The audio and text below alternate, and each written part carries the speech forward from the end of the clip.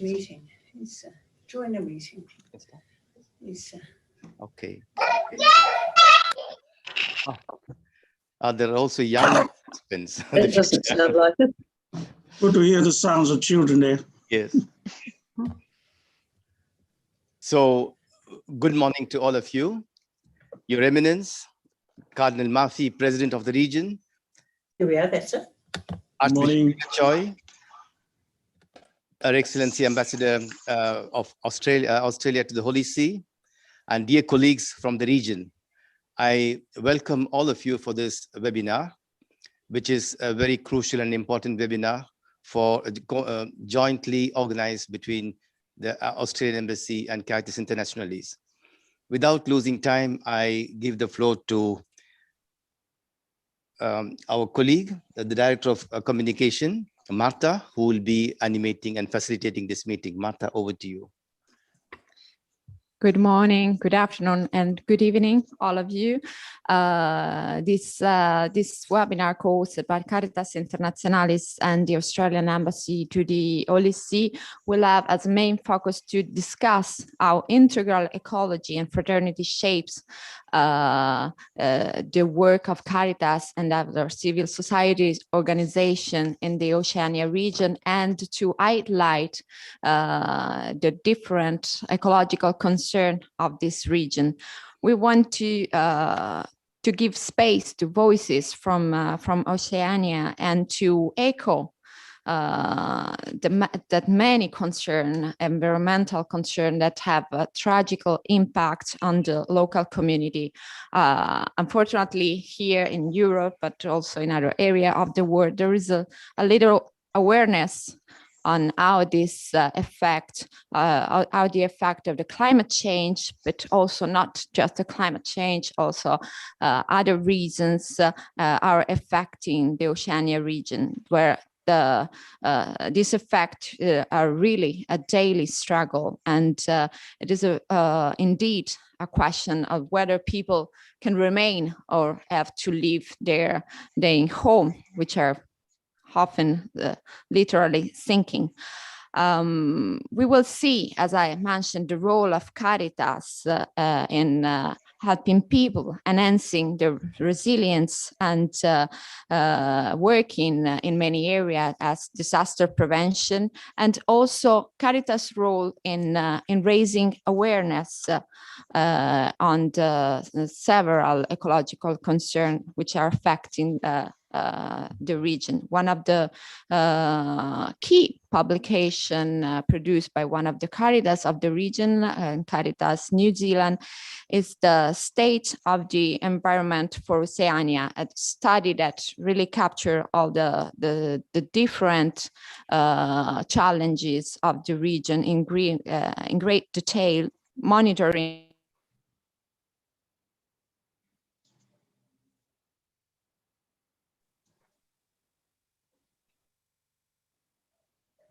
Sorry, Marta, you have to unmute yourself.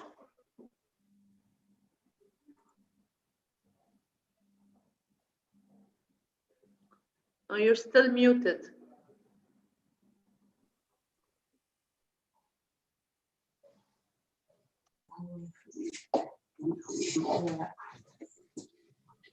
Is it better?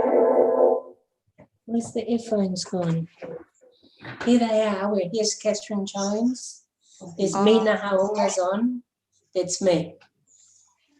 I think no, because we're on different things. Well, anyway, without not waiting so long, I will give the floor now to His Eminence Cardinal Patita Paini Mafi, the Bishop of Tonga, for his introductory speech. Your Eminence, the floor is yours. Thank you very much, Mother. It's a great honor and a privilege for me this moment to take this opportunity to join in this great hope for conversation and sharings this evening and this morning here over there. It's so great to see the different faces. Some of you, I'm familiar with them and know them. And I guess that's quite typical of our beautiful Oceania and the Pacific, the different colors and diversities and its richness in that way, as well as commonality in various ways also. Yeah, so I must thank you for the opportunity given, especially in this partnership with the Her Excellency Chiara. I hope I could hear sounds coming up at the same time, and I hope it's okay now. Yeah, so it's a special honor for Caritas Oceania to be invited in a specific and very special way to join in this collaboration and ongoing dialogue.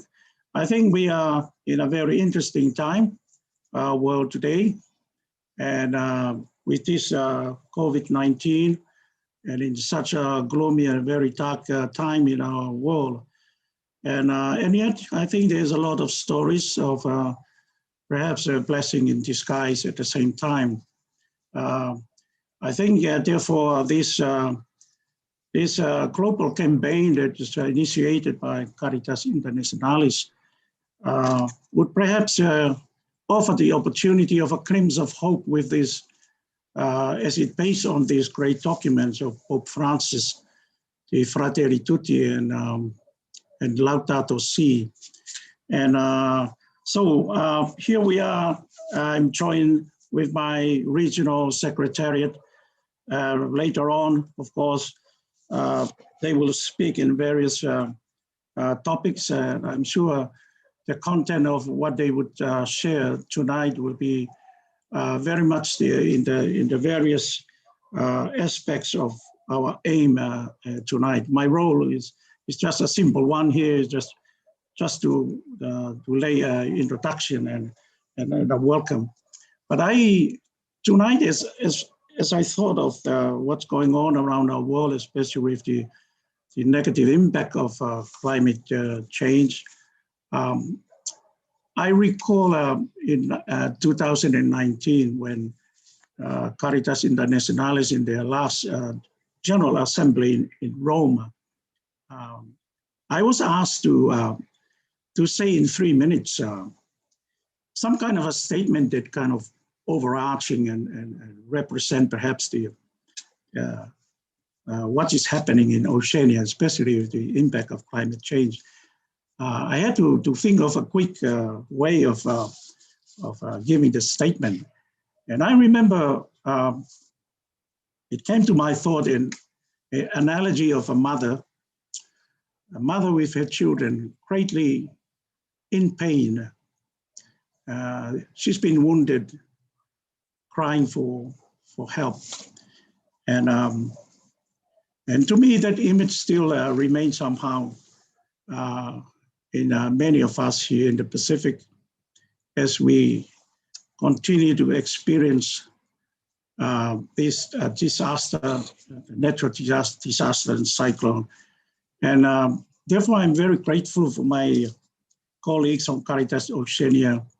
And as I said, it is a very special moment for us to be invited for this sharing tonight. And in a very special way, I like to state in the outset too, the very fact that we are joining with us here, Her Excellency Mrs. Chiara Porro, the Australian ambassador to the Holy See. It somehow reminds us of our need for voice of Caritas Oceania, the Oceania region, the Pacific, our voice from the little ones, so to say, as I remember trying to state in that little analogy in 2019, and there was the whole Caritas family internationalis listening. So it is our hope, therefore, to have you, Mrs. Chiara Porro, somehow a member of the family of Oceania. It is our hope, therefore, that somehow you also join us in voicing our aspirations here in the Pacific. And I think as the speakers tonight with our Secretary General and others, they will lay out this great foundation of this great dream, really, especially of Pope Francis, in the two documents which our global campaign would very much based upon, Fratelli Tutti, which is simply a call for a revival of fraternity, of relating to one another. And to me personally, I think this is what really missing in our world and everywhere else. And Laudato Si, that great document about the environment and our connectedness, would be very much the two documents would base our great campaign in years to come. So we are really looking forward this new partnership and working together as we all join the rest of the world, longing for something that connects people together in the midst of, I would say, a chaotic situation in our world today. So I think what we would hear from each other tonight would be a great step forward as we all join together in this whole project of trying to find ways. So it's about 12 years now is my time with Caritas Tonga as president, and during those 12 years, I had a lot of experience, especially in listening to people on the ground. We have our monthly get-together for executive committee, consists of members from various parishes. And why I allude to that was a great experience for me, and it's really convincing with the fact that what is really missing is to listen to the stories of people. And I think this documents of Fratelli Tutti and Laudato Si, I think others will elaborate more on that. I think it's one great source of hope for us and in the rest of the world as we continue to search together. I'd like to therefore conclude by running quickly as some perhaps have some ideas from what Caritas Oceania is doing around at this time. Caritas Oceania is made up of 7 members: Caritas Australia, Fiji, Papua New Guinea, Samoa, Tonga, and New Zealand, and the CPEC Conference of Bishops. We basically come together as Caritas Oceania to work side by side on common issues and to strengthen and support each other. We collaborate on long-term development programs, emergency response, advocacy initiatives, and strengthening our management standards. I must also admit that I'm still new to Caritas Oceania. There's only about a couple of months or 3 months as a president of Caritas Oceania. But I must say at the same time, I already jump right into this very effective personnel and office in our regional secretariat. And I must say it's a lot of work, a lot of printing, but a lot of listening and a lot of learning. So I'm enjoying and looking forward to as we continue to work together. We work at the grassroots, people at the heart of Caritas action. They are the ones who really matter. We work to raise the voices of communities through respect and collaboration, and we make them partners.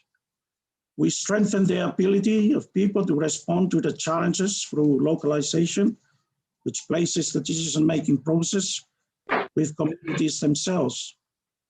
And as I said already, in our collective advocacy campaigns, we take the voices of the marginalized to decision makers and to the public. Right now, we are working together with a global confederation to develop our next global Caritas campaign.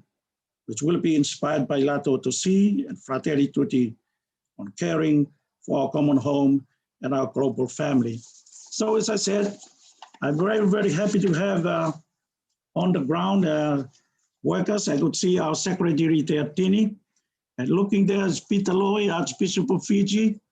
It reminds me of 2019, our at Limina visit to the Pope. And this was during the Amazonian Synod. And I remember a few journalists came and made an appointment with me and Archbishop Peter. And before the journalists arrived, we were discussing something. And I remember listening to Archbishop Peter, and as you all know, his front line in his voicing great awareness in what's going on in our Pacific Ocean and so forth. So, and I was really thrilled by his sharing. And he said to me, this is the Amazonian Synod going on now, Cardinal Mafi. And he said, I will try to voice something to call a synod on the Pacific. And I remember when the journalists came and they carry on in the interview, and it took a long time and I missed out in that interview. I was waiting for my turn. But anyway, I was wishing Peter, Archbishop Peter, for a result in this. Maybe it will happen. That is finally is my words on that. It is our great hope, therefore, if there would be a movement towards a synod for the Pacific, because that will also push our voices further for the rest of the world. And if it will happen, then all of us will come together and perhaps we'll hammer home strongly our voices. So with those few words as introduction and greeting, once again, welcome to you all, and we look forward to hear from our brothers and sisters who are going to share their ideas, and after that, our discussion this evening. Thank you very much. Thank you very much, His Eminence, Cardinal Mafi, who is also a member of both the Executive Board and Representative Council of Caritas Internationalis. Thank you, Your Eminence, for this also beautiful and dramatic picture of the motherhood in pain with her children, and to remind about the Laudato Si, and which we are going to mark next week the 6th anniversary of this really fundamental encyclica, and we will also taking part in different initiatives for the Laudato Si week. I'll give now the floor to Her Excellency Ambassador Chiara Porro, Australian Ambassador to the Holy See. Your Excellency, the floor is yours. Thanks, Marta, and good morning, everyone. It's also my pleasure as the co-host of the webinar today to welcome all our eminent speakers and everyone who's joined us. And thank you, Your Eminence, for your very interesting and kind words of welcome this morning. Please rest assured that as the only resident ambassador to the Holy See from the Pacific, I take my role very seriously to represent, or to bring as much of the Pacific as I can here in Rome, as well as, laying the groundwork for a potential Pacific Synod down the track. I actually arrived in Rome just over 6 months ago from the Pacific, where I was based for a few years.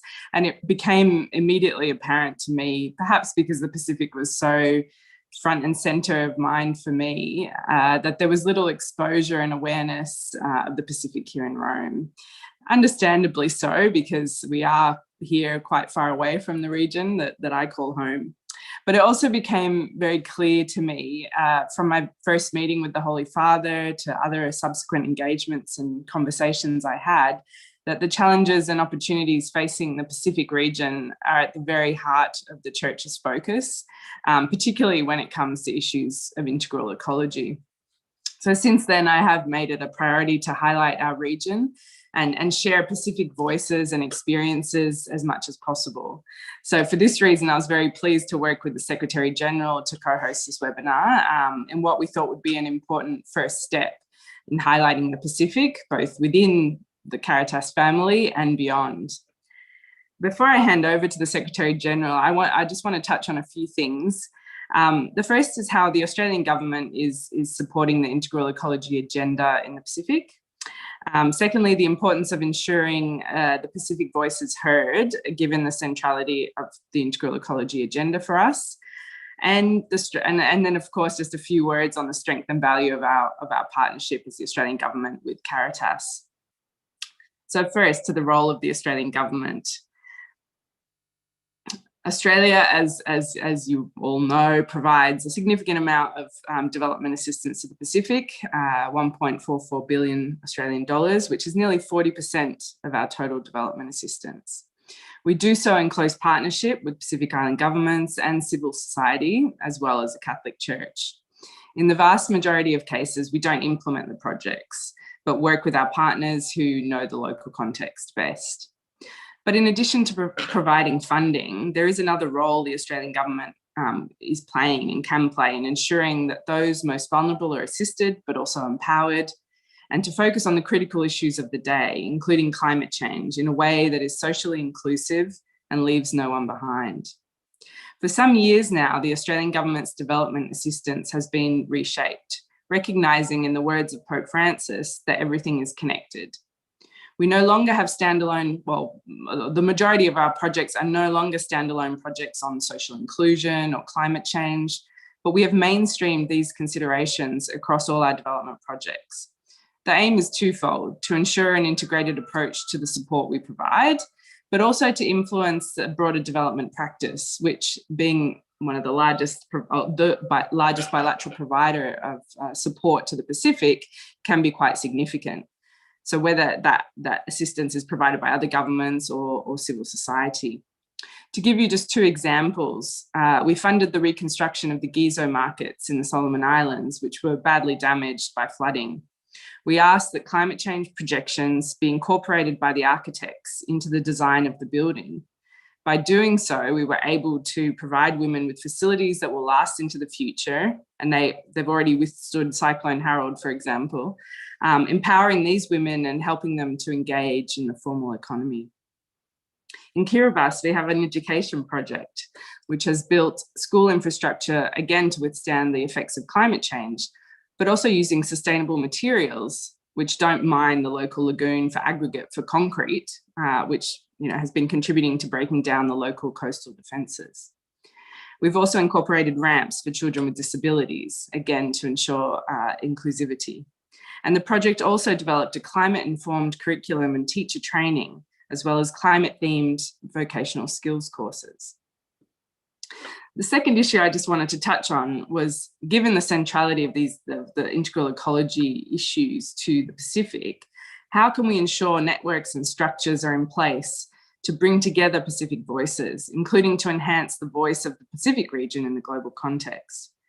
This is where I think the Catholic Church in the Pacific can play an important role. As we all know, the Church is so central to family and community life in the Pacific, with over 70% of the population identifying as Christian. But churches also have this high level of trust among the populations and significant influence over accepted social and cultural norms. So the Catholic Church, and of course the Catholic Church, along with other churches, has always been heavily engaged in filling critical development needs and providing public health and social services across the region. So given this presence and role, the Catholic Church, I think, working together across the region is an obvious driver of change, with the ability to really shape the narrative in the region towards the integral ecology vision of Pope Francis.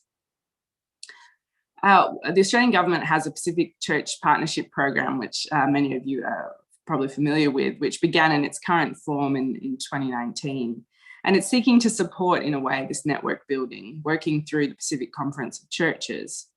And I understand that an advisory body is going to be established soon to assist in guiding these church-based partnerships, which I hopefully will make them also more effective.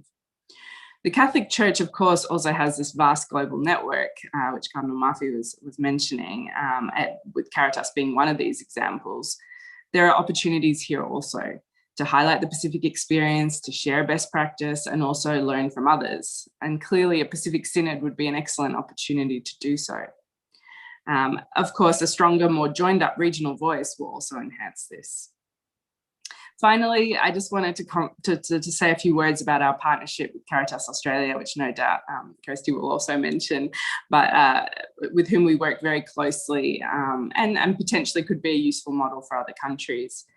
We have over 40 humanitarian and aid partnerships with Caritas Australia through two main programs, the Australian Humanitarian Partnership and the Australian NGO Cooperation Program. Over the past 12 months, we've funded Caritas Australia to deliver 17 projects in a wide number of countries around the world, 13 I think, on issues ranging from food security to economic development to water, sanitation and hygiene.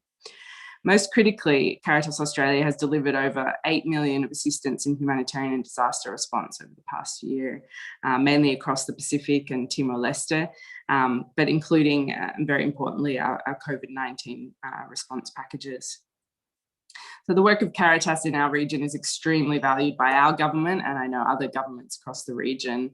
And continuing this close collaboration will be critical to addressing the challenges that our region is facing today and will be facing into the future. Thank you once again to everyone for joining us today, and look forward to continuing the conversation with you all. Thanks.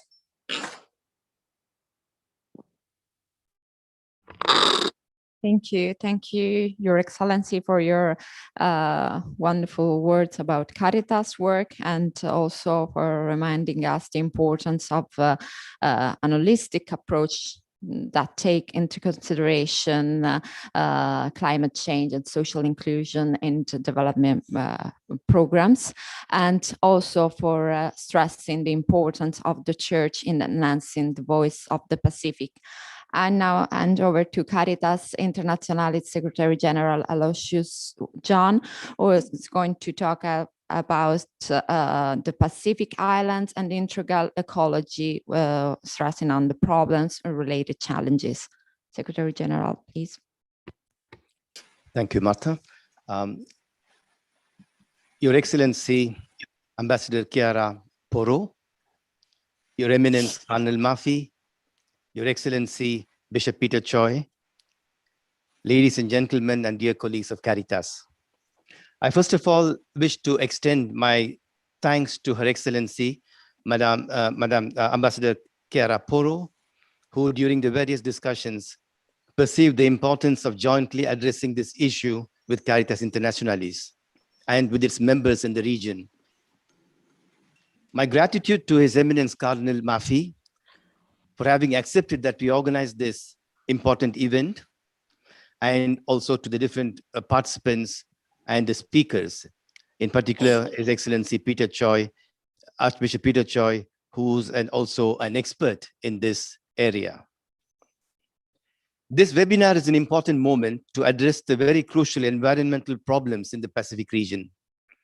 It is all the more important because we are in the midst of the celebration of the 5th anniversary of the encyclical Laudato Si, which urges us to reflect on the care for our common home.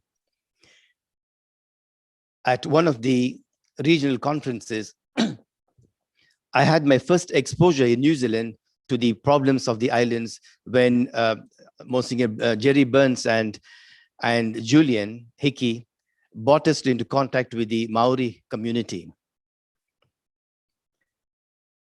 This really touched me, and this also was a very important moment. So this reflection is crucial for Caritas Internationalis, because the Oceania region, which is confronted with these problems, with many problems, and this is also one of the priority regions for Caritas Internationalis Confederation.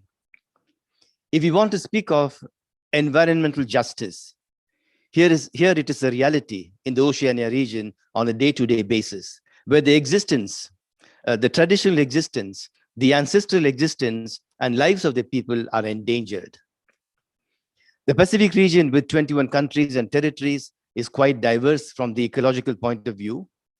They are confronted with a diversity of challenges and problems, which particularly affects the small island states, and they're the poorest.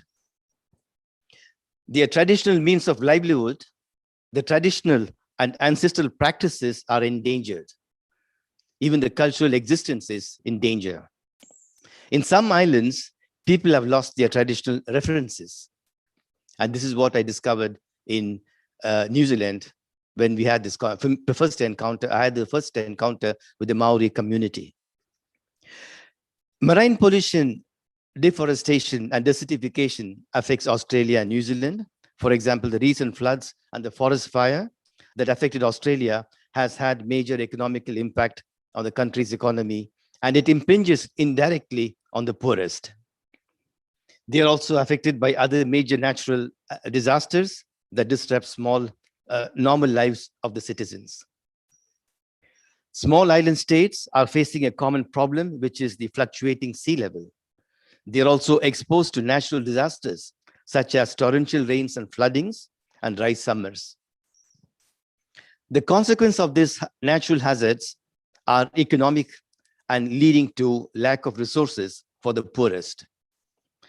The region on the whole is subject to increasing vulnerability to natural hazards, threats of sea erosion, and a confirmed decline of the marine resources.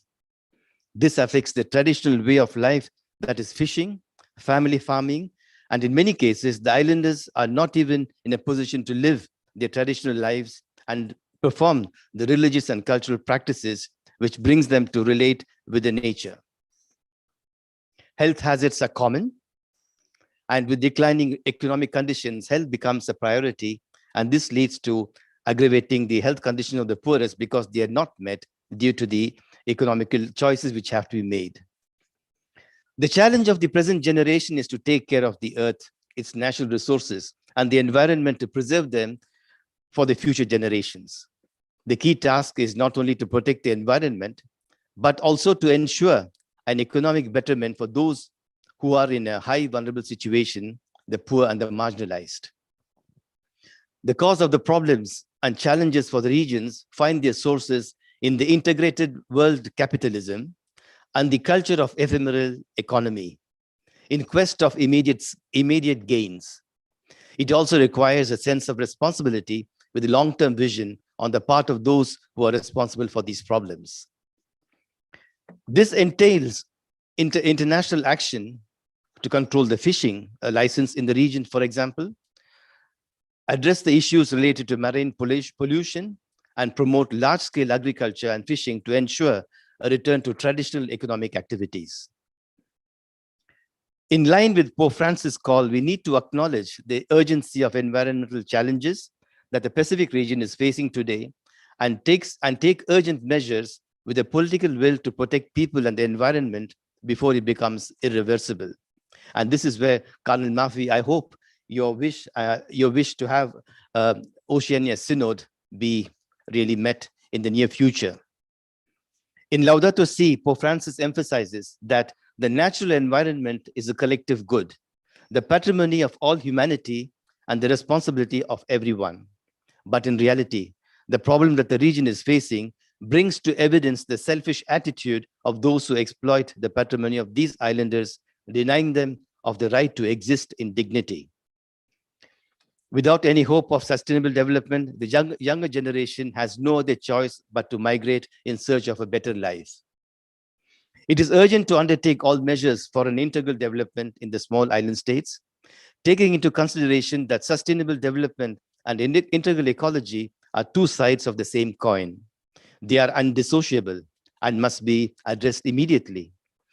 Integral development cannot be achieved without the ecological crisis being addressed, and the treatment of the ecological crisis must be undertaken with the vision of sustainable development.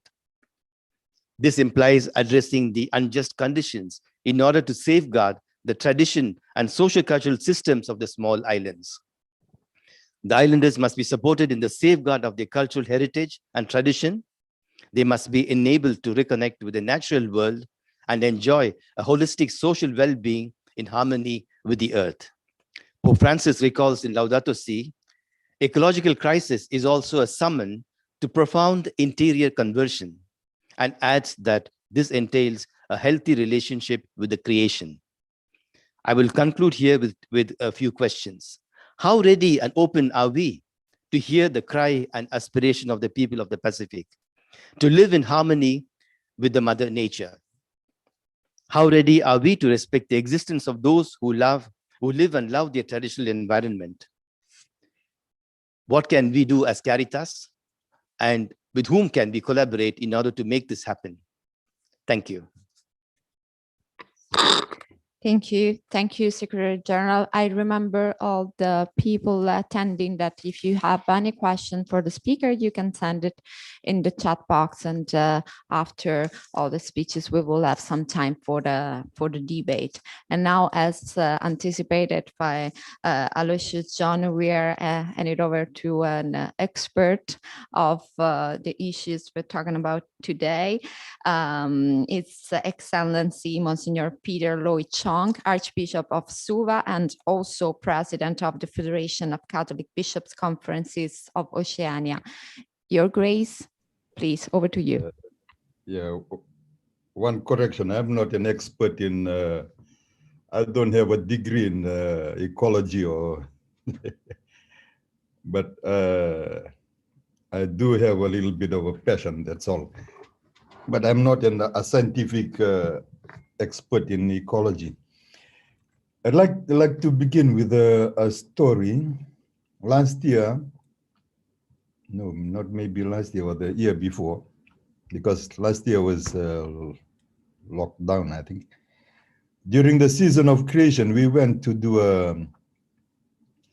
a prayer service out in creation, and that is by the river bank of a village that where sand mining was taking place, and specifically located the place for this prayer service because of the sand mining that's taking place in that particular area.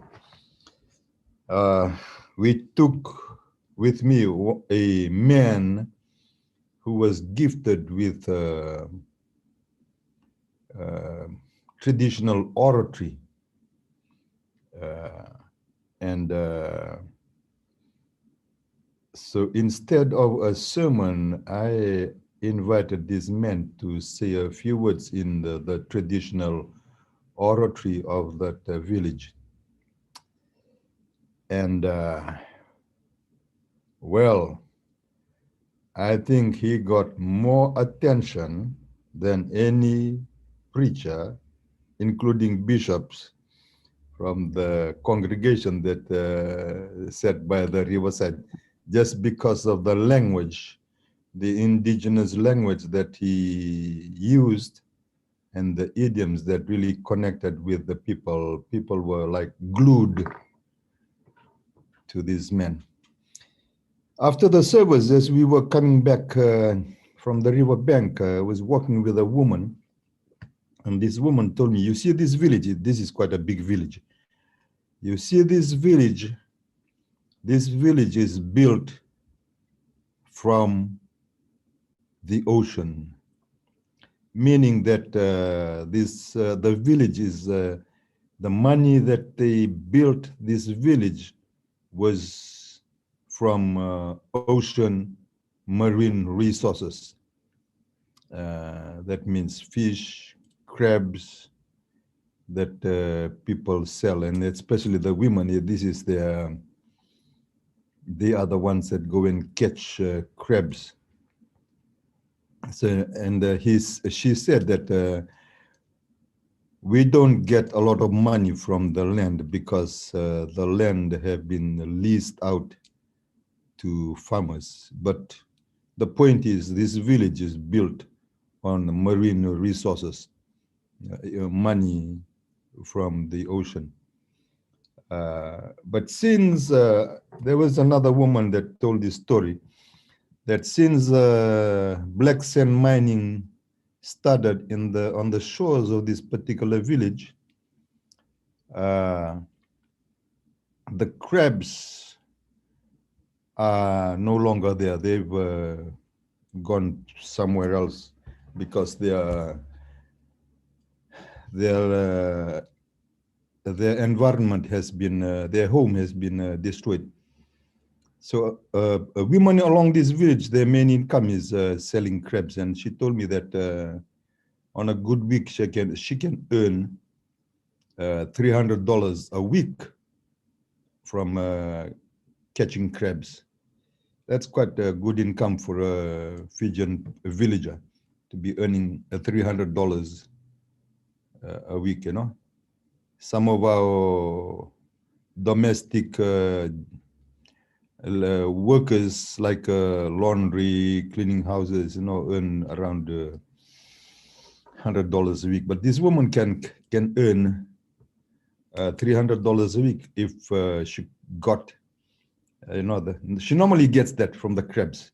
But now, this is, she can, the women cannot catch this crab, all because of this company that has come to mine black sand, which they argue is a good source of, it's got the raw materials for steel, making steel. So if you want to put it poetically, this company, this black sand company, mining company, is actually like strangling the people there out of their economic sustenance. Eh? It's like somebody is slowly coming and choking you slowly, taking the lifeline from you, because their source of income is the ocean and the shore, but that has been damaged by the company. So that's one story. There are many other stories around this, but just going to the outline of what we're supposed to talk on, and that the relevant issues and challenges facing the region. Mining is a big issue here. Just this morning, we had a Zoom meeting with the Pacific church leaders through the Pacific Conference of Churches, and especially in Papua New Guinea, this is a big thing, mining and seabed mining. So land mining, now they're going into the seabed, gravel extraction from the rivers. That is the big thing going around in Fiji now, extracting gravel from the river, and then black sand mining, and then in some places it's overfishing. So these are some of the issues and challenges that the region, the Oceania region, and this morning's Zoom meeting with the Pacific church leaders through Pacific Conferences of Churches again bring out this. Now, I guess the negative impacts on the environment of this thing is not new to you. Aloysius has spoken about the loss of, I think the big thing here is the loss of biodiversity, on which human beings too rely on the balance in the ecosystem, the biodiversity and other living creatures. And so once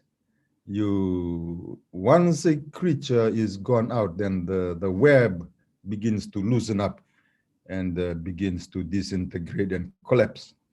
And that is what's going to happen with the loss of biodiversity, the loss of balance and interconnectedness in the environment. It also affects the village communities. In many of these village communities,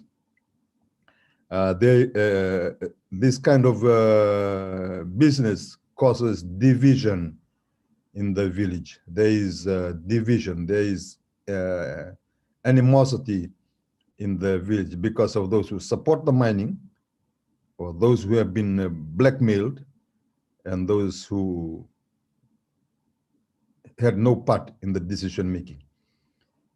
So it has a two-dimensional effect on the environment, but also on the people, the village communities.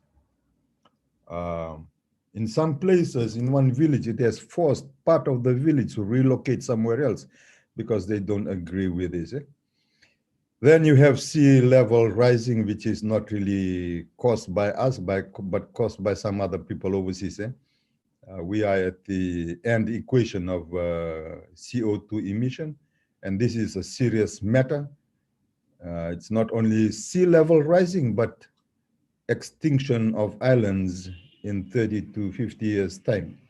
So you're going to be talking about climate change refugee or migration, which also brings along the loss of culture, loss of identity, and loss of groundedness on the earth. That is the land, which is an important part to island people. You know, your identity is in your land. So when your island is submerged underwater, it's not only the migration, but the whole loss of identity. So for us, who is responsible for these things? It's the coming together of three groups of people. The companies offshore, this is with regards to mining, the local government, and the local chiefs. They are the ones who are really making the decisions here. In the Zoom meeting here, it's the same story that that's happening in Papua New Guinea, how the company makes its way into the door of the government. The government wants that money that the company brings in the name of development. And then they have to find their way into the local governance, to the local chiefs. And the cause of conflict in the local communities is because the chiefs have been bribed to signing the permit. And these companies call that a consultation, when in fact it's only the few chiefs, and the majority of the local community are not consulted. So they call it consultation, but it's really not a consultation. There's a big gap between environmental laws here, or Mining Act laws, and what's actually practiced. The law looks good, but the execution of these laws on the ground is a different thing. Our local people are not informed of these laws, and so they don't know what the laws is, and people who know the law take advantage of people's lack of understanding. So who are the victims of this issue? It's the rural and the coastal dwellers, because the rural up in the mountains, they sit on the land that people mine, and then the coastal dwellers and the sand and the seabed, they are the victims of this, and also the village dwellers themselves, they become the victims, because division, the mining enterprise causes division into clans that have been living together for centuries, but now this company comes and causes a big division within families. And of course, the big victim too is the Mother Earth. So that's the first section. The second question is consideration of how civil organizations and local Caritas addressing these challenges and issues.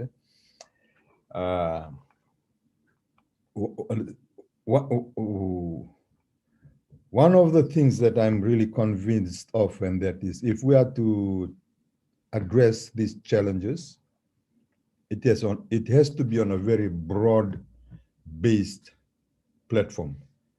And this argument has been made, cited by people who have worked with non-violence strategies. Some of you are familiar with Stephanie Maria on the non-violence, why non-violence works better. And also there's a book called Globalized Liberation, and which there's an article in that book written by David Sloanit, and how to strategize for a living revolution, which is a study of countries where a living revolution has taken place and the strategies. But one common thing between these two is the platform has to be broad, because we're fighting against a big giant. It's globalization and the powers of globalization, the money, the company, and the government put together. It's a big monster. And to bring down a monster, you need another big monster to it.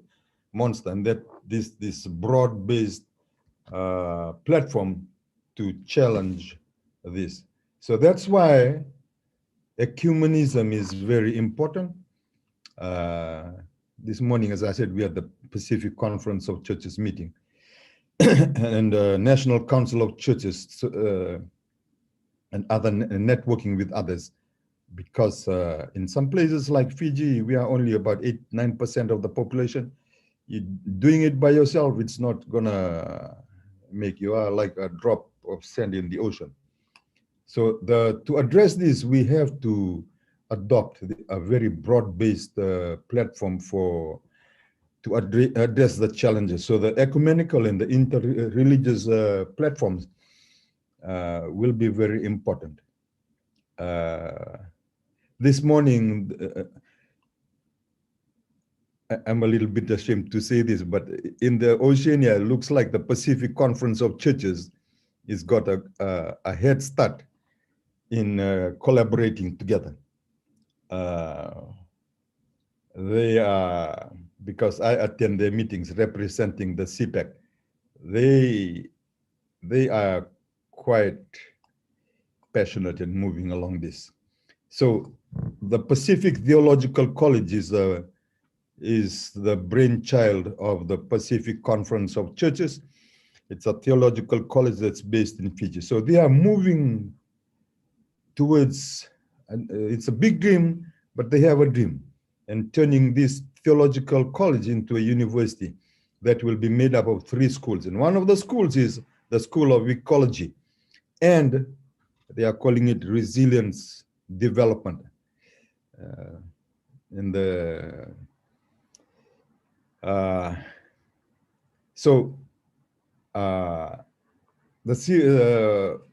I think to make this part short is it's important that civil society, not only local Caritas, but the ecumenical movement and interreligious dialogue in a place like Fiji, where there's a lot of Hindus and Muslims, we have to network with these other religions. Addressing these challenges, we'll have to find a theology, a practical theology for doing this. In our PCC meeting, I talked about liberation theology as a theology that Latin America used to address underdevelopment or misdevelopment in Latin America. In Oceania, we are also facing the same problem. They call it development, but really it's underdeveloping the local people. It's a strangling kind of a development, these mining projects. So we talked about, introducing a liberation theology for Oceania in order to address underdevelopment or a faulty development paradigm that's taking place here in Oceania. We talked about a tool that I found, and thanks to Pedro Walpole, who provided me with some of this material, and that is resource mapping, which is a good tool to address the challenges of ecological concerns. Number 3 is the ecological concern and ecological justice and their contribution to development. I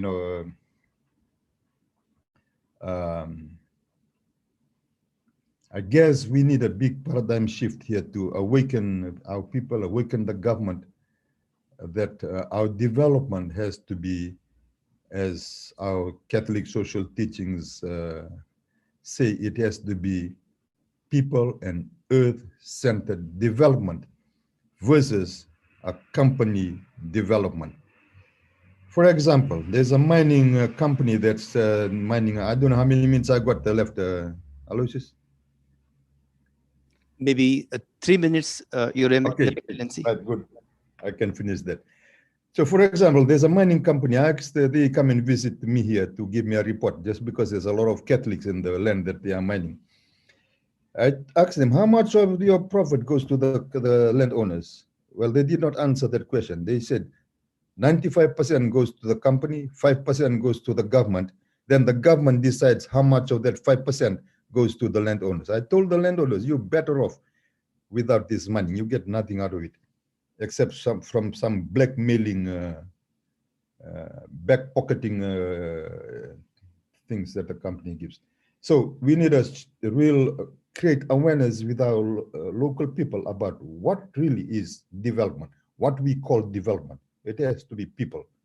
Lastly is the networks and structures to bring the Pacific voices together. So currently we are developing our strategy around the FCBCO assembly that's supposed to be held in 2023.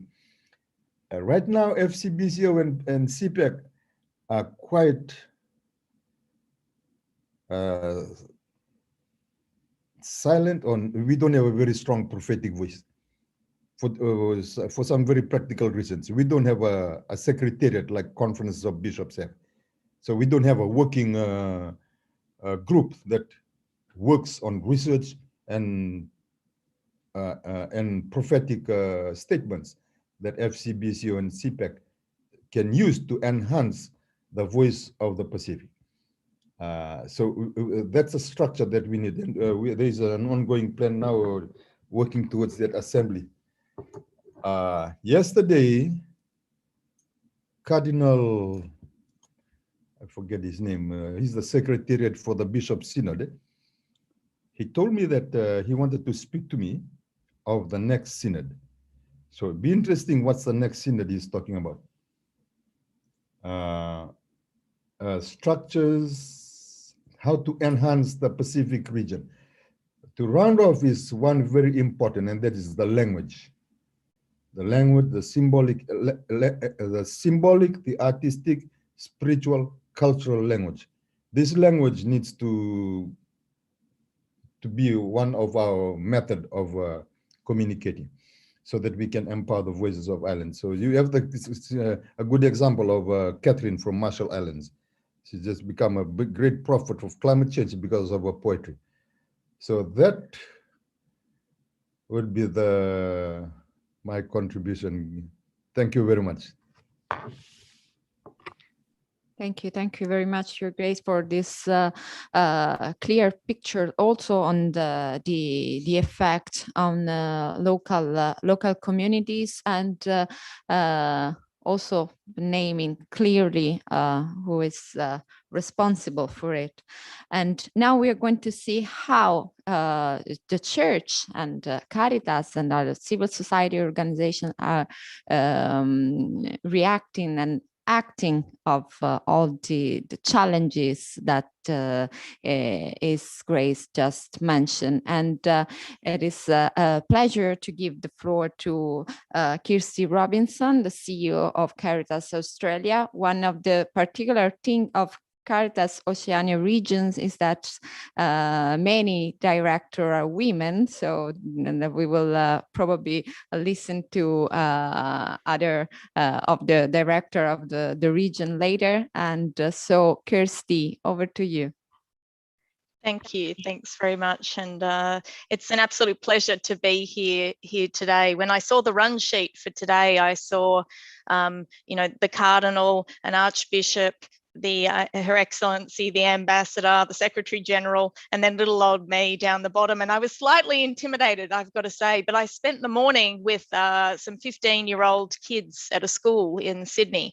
And I learned that 15-year-old children are actually far more intimidating when it comes to talk about climate justice, because essentially they had me over the grills, demanding to know what Caritas Australia was doing and how we could be doing better in that space. I do want to start by just pausing to recognise the importance of the country upon which I sit today, where gatherings have taken place for thousands of years, and acknowledge the traditional custodians of this land, who are the Gadigal people of the Eora Nation. And I pay my respects to their elders, past, present, and emerging, and to all First Australian elders, because I truly believe that they hold the memories, you know, they hold the traditions and the cultures and the hopes of First Australian people across the country. As we've, you know, heard, I think the Caritases across our region, and indeed I think across the world, are called to a solidarity with the poor, as well as stewardship with the earth. You know, I think our deep regard for the dignity of each person, you know, compels us, it commands us to create a climate of life where all creation thrives. And so that is our starting point as Caritases. I think Marta at the beginning mentioned the Caritas State of the Environment for Oceania report that's created with the support of Caritas New Zealand. And that's been documenting these stories around environmental issues affecting the well-being of Oceania. I think since about 2014, Jules, correct me if I'm wrong there. And so I think what we see when we read that is time and time again, those stories tell us that the communities that we jointly serve, that we jointly are part of, directly are suffering. Suffering from rising sea levels, suffering from displacement from traditional lands, because of mining, as we just heard, because of deforestation or loss of traditional livelihoods. And I think the facts sitting behind those stories are pretty clear, right? And the impacts of the changing climate are making it much more difficult for poor communities to lift themselves out of poverty. I think, you know, being an Australian on this call, it's sort of remiss of me not to say that, you know, obviously in the region, we have been largely responsible for a lot of the environmental damage that is affecting the small island states. And I, you know, say that in saying and acknowledge that we are part of the problem, as well as hopefully part of a solution. And I'll talk more to that in a little bit of time. I think if we do just a quick overview on Caritas Australia, our programs in the Pacific, and we've been working in the Pacific for about 50 years now, focus on preparedness, on relief and rehabilitation by working in partnership with the local Caritases and other partners on the ground. You know, the aim being that communities can work towards building back better and stronger after disasters, rather than just surviving, but also I think focusing on long-term projects that strengthen social cohesion, that strengthen the economic development opportunities of communities so that they can cope with these slow onset environmental challenges. And I think all of these efforts are only possible because of a significant interplay of efforts between the Caritases, who form part of the Oceania region. And for us at Caritas, this is also made possible through enormous generosity of our donors, our supporters across Australia. And as Chiara pointed out, you know, a significant contribution or the significant contribution of the Australian Aid Program to Caritas Australia's work. I wrote an email to the staff of Caritas Australia earlier this week and described Caritas as light in the darkness. And I think it's really important today that we take a moment to share some of those little snippets of light that are emerging throughout our region because of the collective efforts of many of us who are on the call today. The first one that comes to my mind is the Church Agencies Network Disaster Operation. This one is actually funded by the Australian Aid Program. And in that program, Caritas Australia's a lead agency of a consortium of faith-based agencies. And we just heard Archbishop Peter talk about, you know, the importance of the ecumenical movement in this region and the interfaith dialogue as well. I think one of the more interesting things that's coming out of that collaboration is the development of a theology of disaster resilience in a changing climate, which is available if you just Google it. And it's a very profound piece of work, because I think, as we were just hearing, I think in the Pacific, faith often influences communities' responses to natural disasters, especially as an explanation for why disasters might have occurred. And so we see the traditional Christian values of equality, of sharing and caring for vulnerable people. But we also sometimes see church members' view of disaster as a form of punishment, seen as a punishment from God for people's sinful behaviour or something along those lines. And I think the work of this piece of theology speaks to addressing some of the misconceptions around why disasters occur. And I think it also represents how important the relationship is between the church, the community, between Caritas and the government indeed. And I think how when we bring these all together, and that's really the key, right? When we bring all of those little pieces together, we're better able to influence positive changes in people's lives. Chiara spoke a little bit about the Pacific Church Partnership Program, but I wanted to mention the PNG Church Partnership Program, which is a slightly different program. I was actually around 18 years ago when the PNG Church Partnership Program began. And it's very interesting for me to have left the Caritas network and now returned, and to see the changes that have taken place in PNG as a result of that program, because and I think Mavis is on this call and she could speak more articulate to this topic, but PNG is a disaster-prone country, and local communities are regularly experiencing earthquakes, droughts, hailstorms, landslides. And so the Church Partnership Program in Papua New Guinea has been running for that 18 years, working with the local Catholic Church and with partners on disaster risk reduction, sustainable livelihoods. And I think one of the most recent achievements that I've seen is some lobbying against sand mining, which is a quite similar story to what we heard before from Archbishop Peter. And I think what we're seeing is through that program, not only churches collectively coming together to advocate for and with communities, but also I think churches being able to have a platform to stand up to companies when they do come into communities. Here in Australia, I think sorry, I don't know what that was about. Here in Australia, we have a lot of work to be done, I think, in speaking truth to power and in amplifying the voice of our Caritas partners across the Pacific and indeed across the world. I think poorer countries that are not responsible by and large for causing the drivers behind climate change really must receive adequate and timely support. And by that I mean financing, technical assistance, technology transfer to build resilience for current but also for future impacts.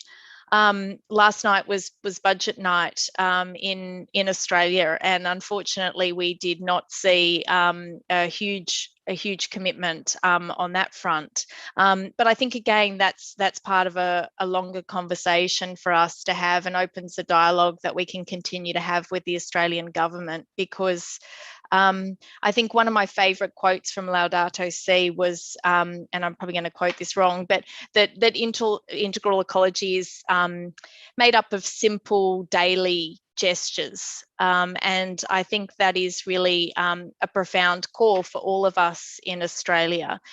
Yes, we call on the Australian government, but we also call on the Australian people more broadly to be more, to break with that logic of violence for violence, and to create a life around those simple daily gestures. The Pope's call to stimulate and sustain the ecological conversion has been responded to by the Australian Catholic Bishops' Conference when they set up Catholic Earth Care. And Catholic Earth Care Australia invites people of good faith to journey with it, to work on this urgent and this critical task of safeguarding the integrity of creation and promoting the Earth's fragile ecosystems. And it also, I think, provides a voice for communities who are in Australia and across the world victims of environmental degradation. Catholic Earth Care Australia has this amazing schools program that's empowering students across Australia to lead change, through participating in a program that's promoting ecological justice. And as I said right at the beginning, I think if I've learnt one thing, it's that young people, they really understand this. And so we're seeing schools and especially students really encouraged to lead their communities to become more sustainable and to lead their communities to have dialogue about understanding the connection between the cry of the earth and the cry of the poor. I just wanted to end today with a quote from something that Pope Francis said back in August last year. He said, "Today we have an opportunity to build something different," and this was within the context of COVID-19. Today we have the opportunity to build something different. We can nurture an economy of the integral development of the poor, an economy where people, especially the poorest, are at the centre. And I truly think that's our challenge for Caritas Australia, our challenge for Caritas Oceania, and indeed our challenge for the entire Caritas Confederation. Or perhaps, as I think Cardinal Mafi said, this is actually our dream. And, for me, I think today and the future dialogue that we can share together is one step forward in achieving that dream. So thank you.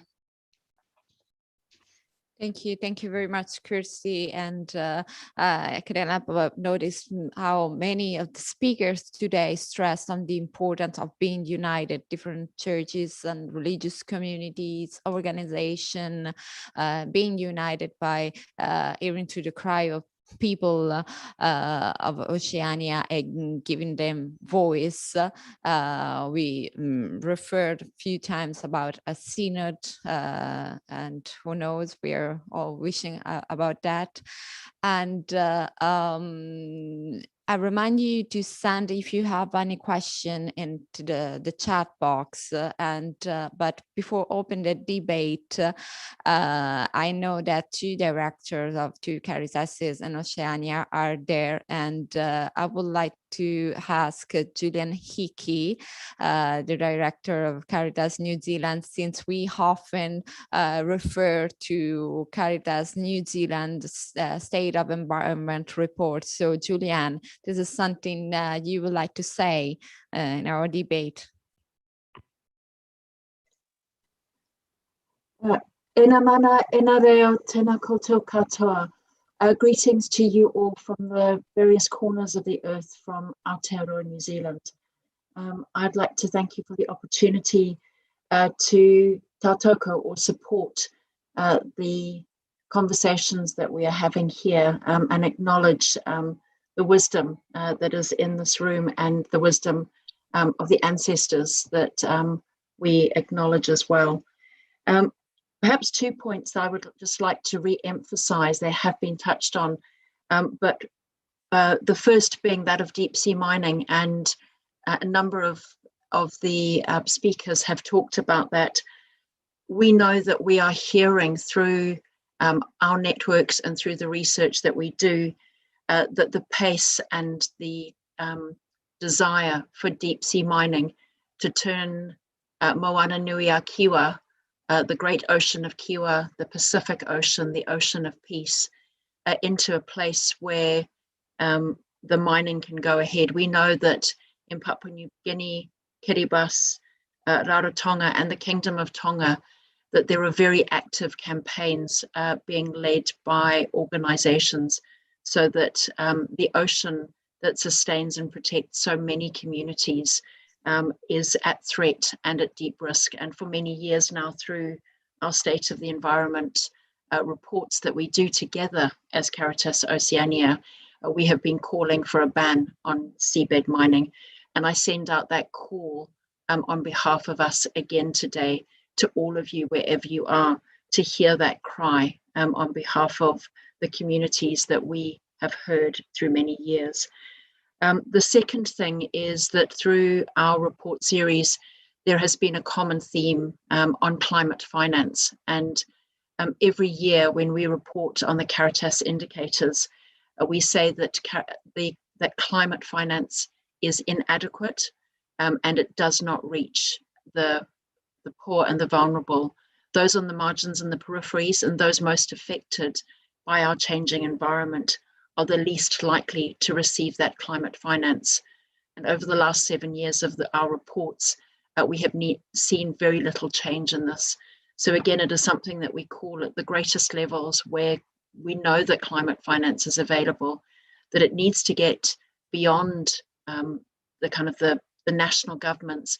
It needs to get beyond the local governments. It needs to get to the communities who need it now. In fact, for some communities, it is already too late, but we need to make sure that there is urgency on that climate finance. And my final point would be to acknowledge that within all our reports, there is much hope as well, and in the voices from Oceania, that the Indigenous and traditional knowledge combined with our scientific understanding gives us a pathway and a way to a future, and combined with the skills and the hope and the love that we share, the aroha, the alofa amongst the peoples of our region, that we are a people of hope, and that together we will be able to face this crisis and hear the cry of the earth and the cry of the poor. Nō reira, tēnā koutou, tēnā tātou katoa.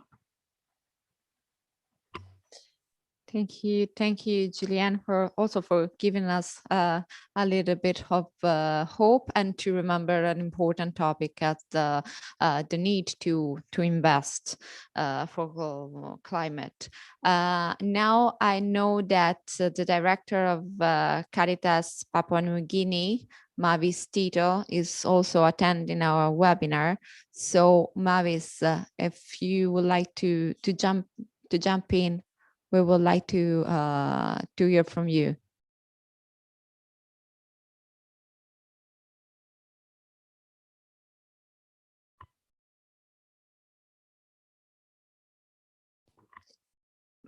Maybe you're on mute. Thank you. Sorry. Good afternoon, everyone. Apinun through long Yuplaogeta, long Papua New Guinea. Thank you very much for the opportunity to speak. As most of you would know, in PNG, the bulk of our population lives in the rural areas. Over 80% of our population is subsistence farming, depend on subsistence farming. And so our people are very closely connected to the land. And land is an integral part of our livelihood.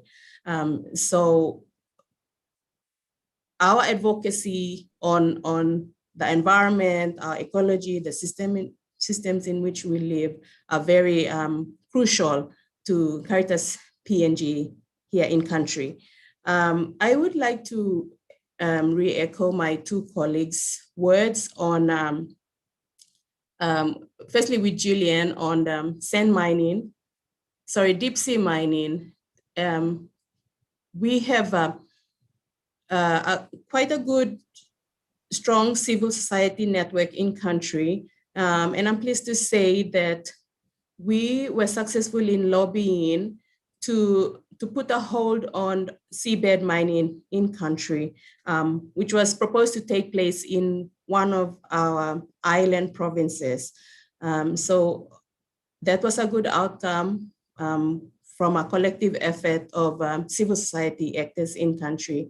And also re-echoing Julian's words on our CEFO report, I think of 2019 or 2020, and our recommendation in there on climate finance. I want to appeal to those of you in positions within this forum to help us do away with the bureaucratic red tape that hinder climate financing between governments that are providing this and the actual communities that are affected and that really, really need this support. We do what we can without the money at present, using local knowledge and resources available. But to know that there is support out there, financial support out there, but not having access to it at all is a really huge challenge. And so if we can ensure that discussions lead to authorities or people in positions who can ensure that whatever's in the way of this support reaching the people that are affected would really help. My colleague Kirsty mentioned about deep sea sand mining. That has been a recent issue which we have been faced with here in PNG. But again, thanks to our civil society network, we have been able to put pressure on our government and the developers. And so we have a bit of a relief period at present where progress on this development has come to a halt. And we hope that it will not progress at all. Thank you very much. Those are just my few contributions to this forum. Thank you. Thank you very much, Mavi. And so far there are not yet questions on the chat box, but I would like to pick it up of the two questions of the Secretary General's speech. We today had a clear picture of the concerns, the issues, the challenges in the Oceania region. But now, so what are we going to do? So the question is how we are ready and open to hear the cry and to act and to listen to the aspiration of people of the Pacific who want to live in harmony with the Mother Nature. So does anybody who would like to try to answer that question?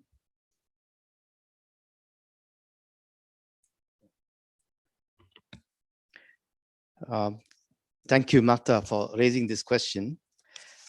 First of all, I thank all the speakers for their great ideas and the wisdom which has been shared. This is very important to feed into the discussion.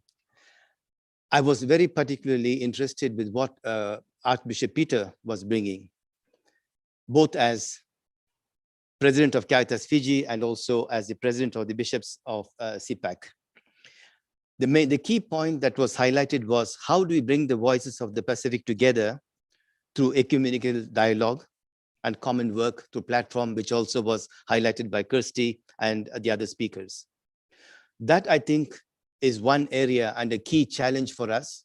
How, as Christians, how as people of faith, we are ready to address this issue in the Pacific and also at the universal level.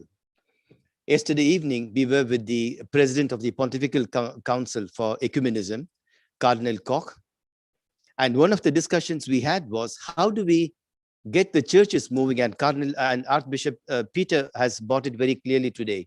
So the challenge we have today is, how do we take this up at the level of the bishops' conferences, in a bishops' conference in the Pacific, CPAC, and how Caritas region could also complement this as a key area for addressing this issue of integral ecology in the region, and also the climate and the environmental injustice, which is being meted out to our people who love their traditions and land. So there is one area I think it will be good for us to reflect. How do we go about it? How do we get along with the other Christian churches in the region? What could be done? How could we have an agenda, common agenda? And how do we get this to the global level, at the level of the different churches at the global level, so that we make this problem a global problem and not just in the Pacific? The second point I also, in response to the question which I raised earlier, was what Archbishop Peter Choi again said, the paradigm shift in development activities. What could be this paradigm shift in order to read the signs of time and adapt our development activities to this? What could be the possibilities? What are the ways we can address this? These are some of the questions. I think Julian also has raised it now, and Kirsty also, on how do we involve the communities, that is, the communities at the local level, the parish level, and then how do we involve the church, and then the different actors, including the government. And this is where there is a challenge, Ambassador, for Australia. How do we do this? How do we make this happen? To the states, how do we get them into action on these activities? So church, community, and Caritas, and of course, the state actors. The third element, which in response to the question which I raised also, I found in Archbishop Peter Choi's intervention, the practical theology approach, the theology of disaster, which Kirsty raised. I think these are two, I would say, capital elements for us to reflect. And this theology of disaster, I think Oceania has a lot to say, but where is the space this could be reflected, where the practical theology meets with the theology of disaster to reflect on, to see how from the practical experience and sufferings of the people, we're able to bring it to another level to challenge the sin of indifference, as Pope Francis says. So I think these are the three areas I would like us to discuss. Maybe it could also be taken up in the region, at the Oceania region, to see how this could be done. And also with the Bishops' Conference, which Archbishop Peter has said. I don't know, Archbishop, whether you have any idea on this, or Your Eminence Cardinal Mafi, whether you have any idea on this.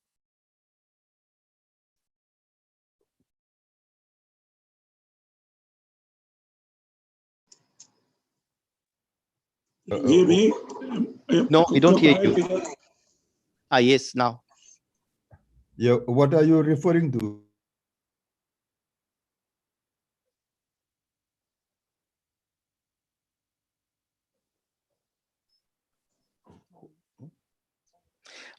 I think you're on mute, Your Excellency. You're on mute.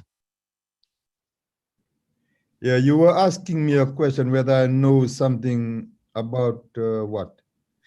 No, Your Excellency, you were talking about bringing the voices of the Pacific together, and you spoke about ecumenical dialogue and a platform. So the question the reflection I was making was, how do we make this happen with the CPAC and also with the Oceania region? What could be done? What are the reflections we could take up and then bring it to the global level? Well, yeah, that's our collaboration with the Pacific Conference of Churches is it'd be a nice scenario to have the Pacific Conference of Bishops and Pacific Conference of Churches engage in a combined assembly, or a combined something to discuss the ocean. Because if anybody is to talk about from a prophetic stance about the ocean, it has to be these two bodies. So at the moment, we have to talk about that. We are currently preparing, trying to find a framework for our assembly of the Pacific Conference of Bishops in 2023. Pedro Walpole there and a few others are helping me do this. And I insisted to them that we have to involve the Pacific Conference of Churches as participants, or I don't want to say observers, merely observers, but to be involved to join in that conversation. I think that is an area that that we need to explore and make it an opportunity.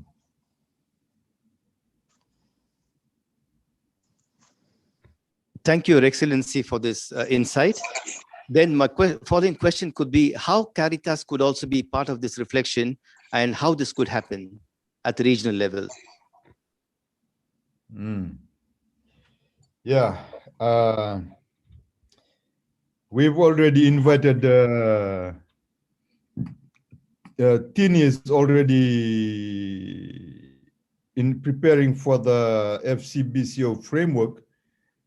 I saw the importance of having Caritas, you know, as a support partner in that. So Tini was present in our last meeting in preparing for the assembly. Very briefly, what we hope our objectives for the assembly is that that we will take up the theme of the ocean and care for the ocean. Now, Australia and New Zealand have their own national issues, like we too have our national issues. But I think one way of talking to Australia and New Zealand is, okay, if we can deal with our national issues on the national level, but there is a regional challenge in front of us that we need to make this our priority in terms of regional commitment, and that is the ocean, care for the ocean, and to speak for the ocean. Because if we don't, then you know, we might as well don't exist as a conference of bishops. So definitely, Caritas is will be an important partner in this build-up to the synod. Now, while I'm saying this, I just got an email from. Be interesting when he replies to my email.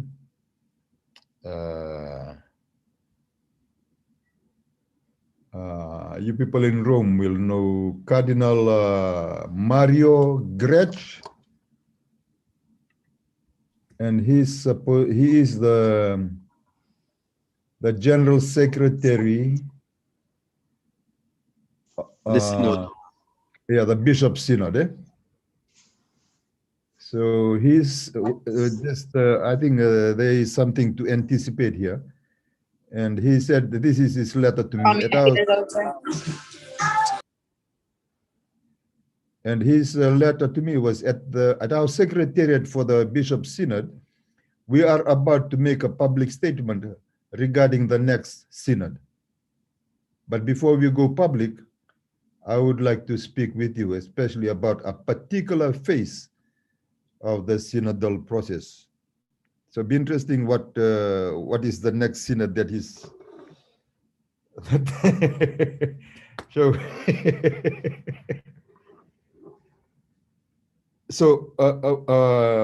we are currently, the FCBCO is working towards that our normal plenary meeting or assembly, which we've scheduled for 2023.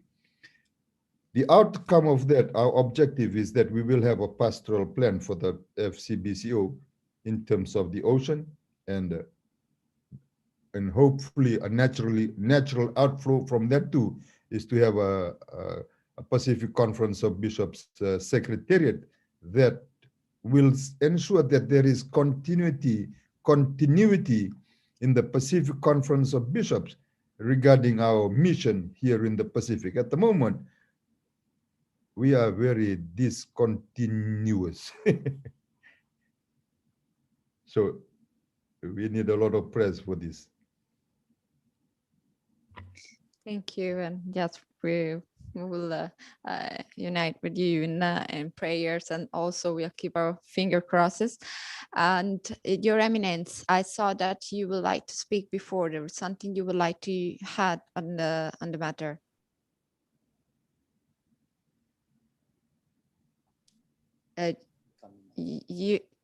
you are on mute. You're on Okay. Yeah, I was just simply go along with what's already said by Peter, which is an ongoing process, as he mentioned, Tini, especially if this CPAC. I think it's, as Peter said, as Archbishop Peter said, it's quite embarrassing in a way to see the activeness of the PCC. And so there's ongoing work on that. But I think in the level of the national levels, you know, I think it's good to see, as reported by others before, like here in Tonga, the ecumenical spirit is working there. You know, the involvement of the various churches in things on the crisis of climate change. But this thing about the CPAC, and but you know, I just affirm what Archbishop said. We have to work hard on this, but I'm grateful to hear Archbishop Peter on our behalf of CPAC involved with the PCC, because every regional thing is sort of centered in Fiji. Our seminary there, and our ecumenical main headquarters there, the PCC. So, and now with the COVID-19, we just talk by virtual thing, and I used to encourage Archbishop Peter, you know, and grateful that he's there in the ground. I know he's got a lot on his plate now with a lot of, now with this level of the possible synod. But yeah, I just, you know, acknowledge what has been already said and about the need for a stronger collaboration among us conference members, you know. But I guess there's that's a long-term plan. But there is also short-term nature of things that, that, you know, I think Kirsty has mentioned, that has to be not ignored. I think that's where, this is where this document of Fratelli Tutti, it's all about the ordinary thing, because I think it can be a reflection of what's happening with the region, the conference of level of, it's a reflection of the little things, communication every day to build up, and then a larger scale level type of thing will somehow fits, flows well. So I guess what I'm saying here, there is a long-term plan which is ongoing now with the larger bodies like the Conference of Bishops. There is also the smaller level which build up this spirit that, as mentioned, it's quite missing in our world today. You know, if we ignore that little daily activity, relationship, and interconnectedness, even among ecumenical members of church. And then when it comes to a longer level, because it's quite urgent, it's quite critical, this whole climate change impact is.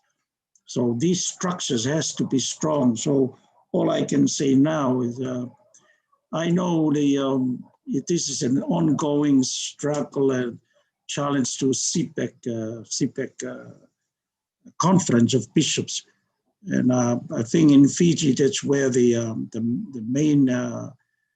main body of the larger body of the ecumenical movement is PCC, WCC.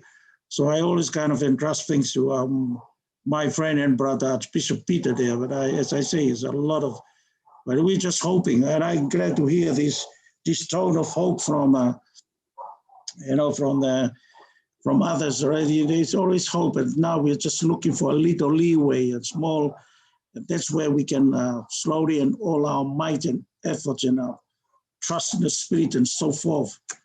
This whole spirituality already mentioned is an asset here in the Pacific. It's, ancestries and traditions, things like that. So it's still a lot to, but let's just focus on the now, how we relate well to each other, and in the local level perhaps, and in the parish level. And that's where the Fratelli Tutti comes in. It's even among priests and among bishops, we need to have this closeness, this warmth among us.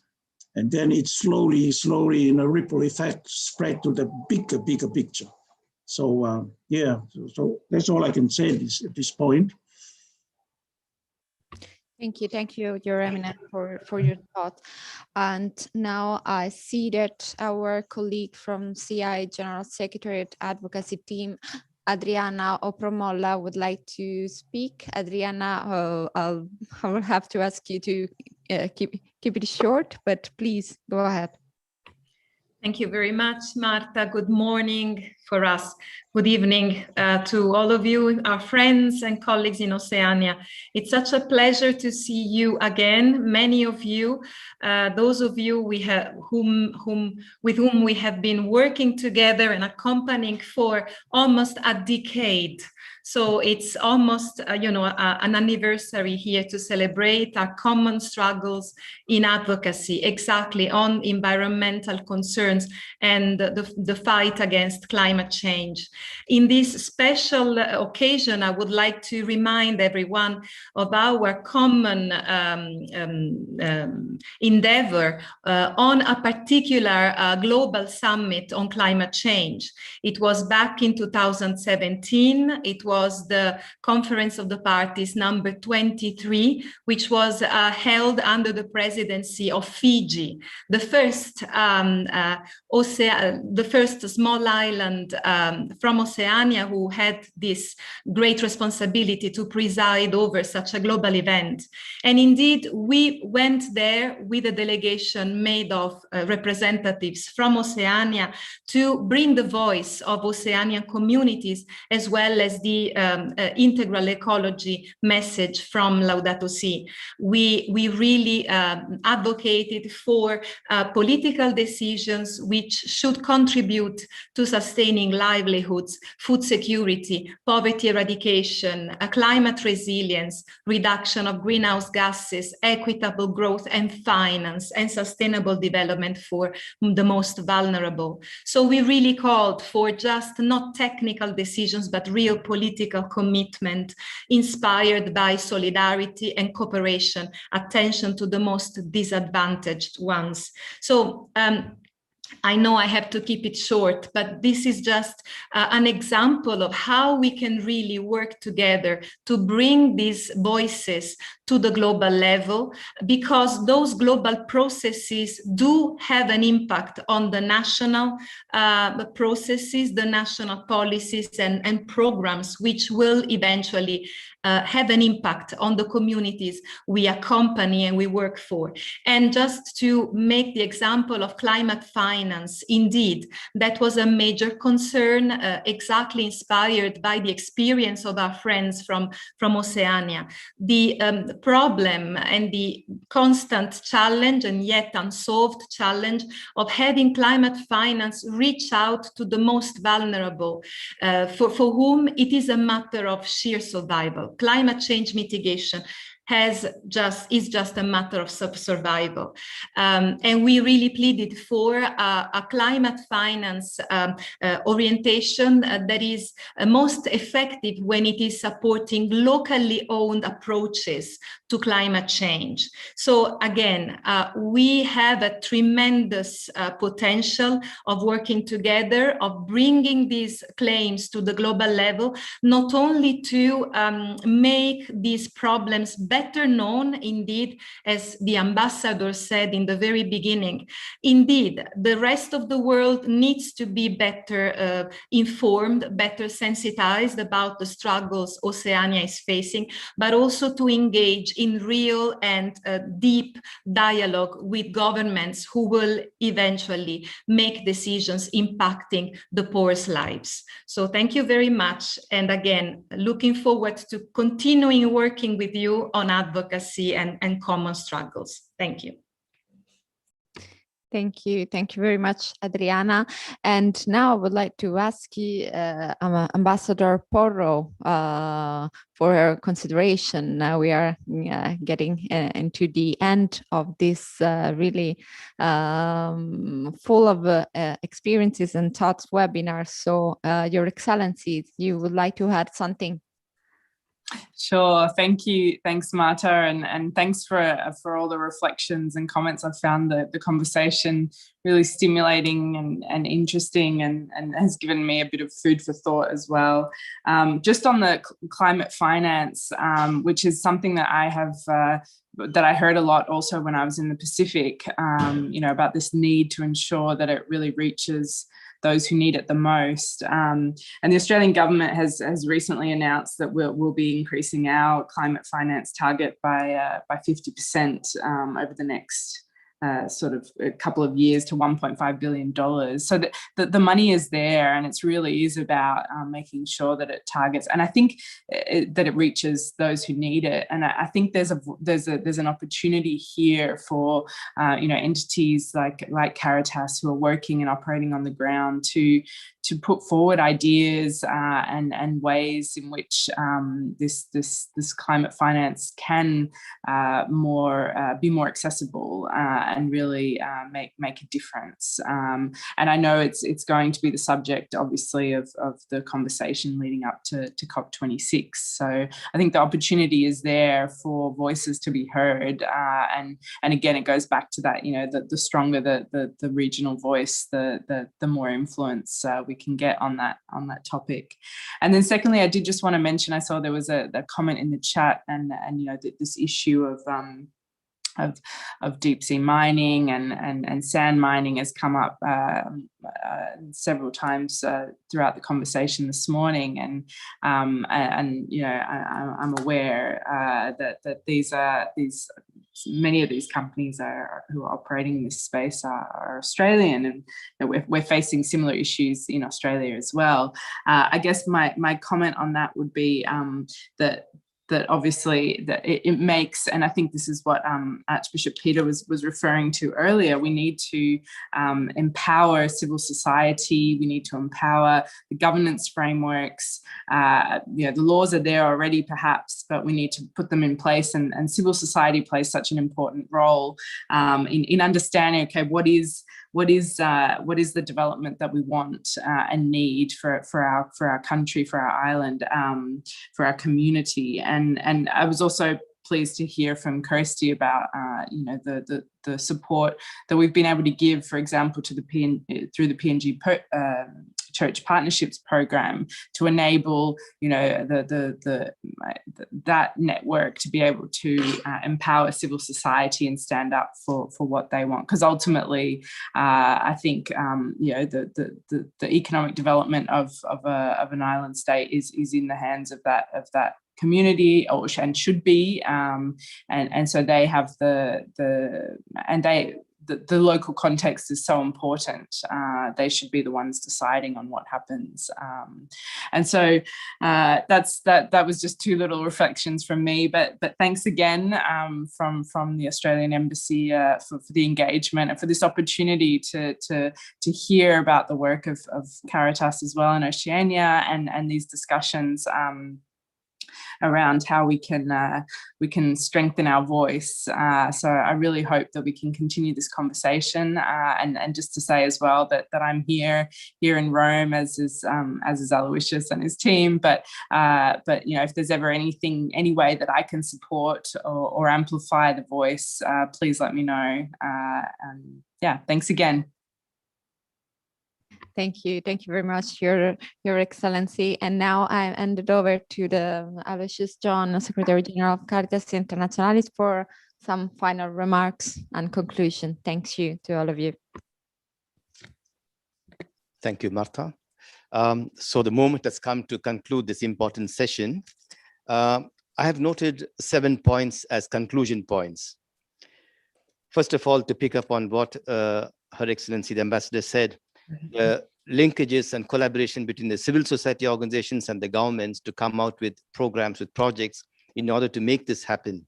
How do we go about it? That's one question which was raised. One conclusion point for me. How do we negotiate? How do we dialogue with the governments? How do we bring forth our aspirations for the people, for the integral ecology? How do we do this is one conclusion. The second conclusion is on the ecumenical platform. at the regional level and at the national level, which Archbishop Peter was speaking about. How do we make this happen? It has to take place in both sides, at the regional level and at the national level. The third one is the role of the Caritas region and CPAC, how there could be collaboration. And Archbishop Peter said, this is how Caritas is an important collaborator, partner in all these enterprise. So how do we make this happen? This is a challenge which goes to the Oceania region. So this means also a strong collaboration with the particular churches or the national churches. The fourth one is, how do we keep in mind the long-term goal and at the same time work on the short-term goals, which His Eminence Cardinal Mafi said, we need to address the immediate issues, also having in mind the long-term goals, and we need to both have to go hand in hand. Another conclusion which I heard was the regular communication, how we relate with one another, share ideas, how do we enrich, and this is also was a request from Cardinal Mafi. How do we keep the flame burning? This webinar is nothing but the start of something which is going to happen on a regular basis. And the last point for me is the synod. And Archbishop Peter said, Caritas will be an important partner in that. And how do we start working on this?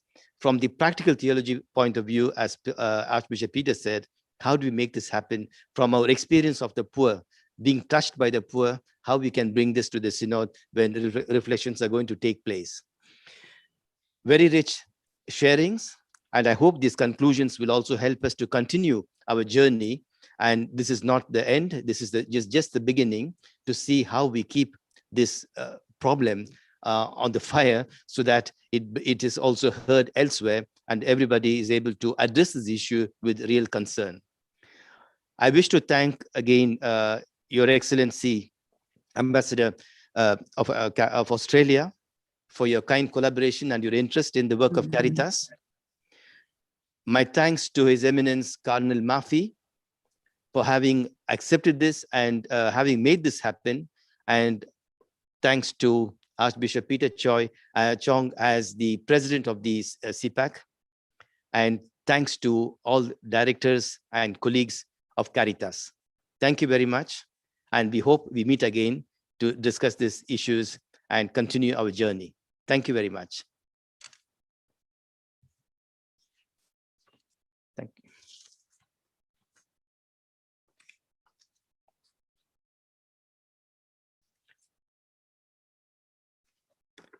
So goodbye and thank you very much. Thank you, Your Eminence, for being with us till the end. Thank you. Thanks, and I hope to see you next week for the expo and the REPCO. Expo, yes. Thank you, Archbishop, for being with us. And it was good to see you again.